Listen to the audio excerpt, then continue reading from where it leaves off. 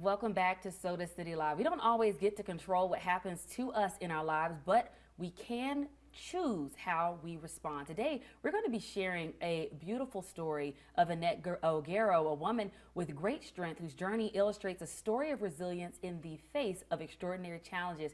Yet, she chooses to make the best of her unique situation. We're honored to have Annette here in our studio to share a little bit more about her journey. It's a delight to have you here today. Thank you. So I want to start by letting our viewers know you are currently living with cancer. Would you mind sharing a little bit of your story with us? Yes, I am living with cancer, several different types: liver, lung, kidney, and bladder.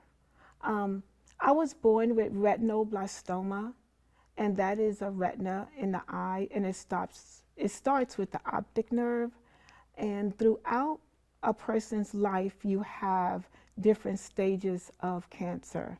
Um, Unfortunately, I have had a really tough journey. However, because of God and my belief in God, I have stayed encouraged and tried to encourage other people that, you know what, no matter what you're going through, you can still be happy, you can still enjoy life and have joy.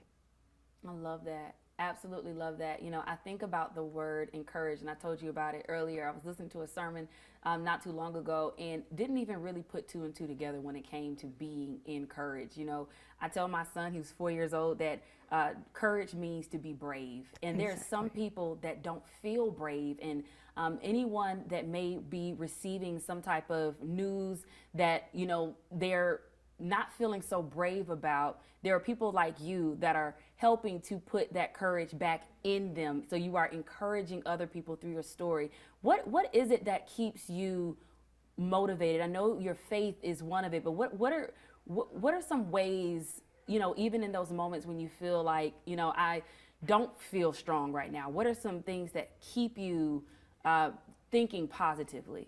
Um, I pray a lot and I listen to music, but I also, what really keeps me as well, I have a wonderful, precious son named Robert.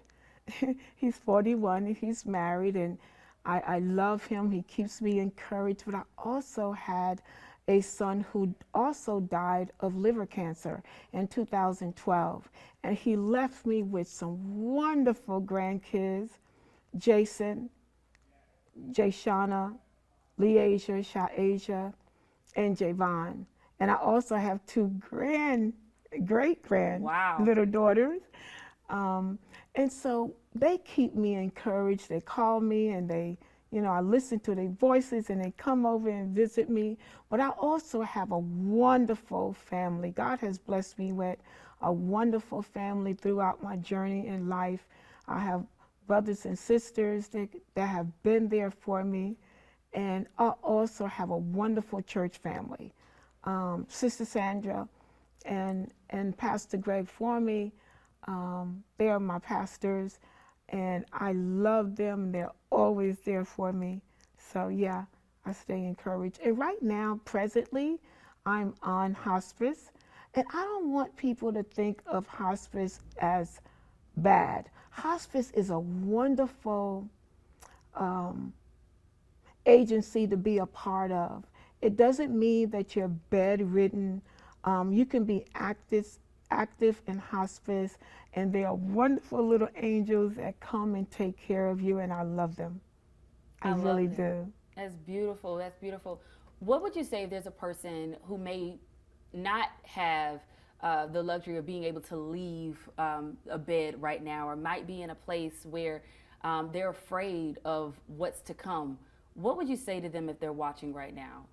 I want to tell them to please, once again, have faith, stay encouraged, and always remember that to be absent from the body is to be present with the Lord.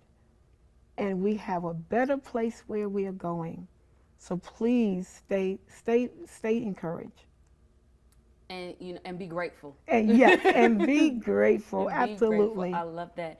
Now, I hear that there is someone that you would really love to meet, And from what I understand, they are in the NBA. You want to meet LeBron James. James. I do. That is one of my wishes before I go to glory. He's wonderful. I always idoled him. And so I'm asking anyone if you can make this wish come true for me. I would like it. To meet LeBron. Yes.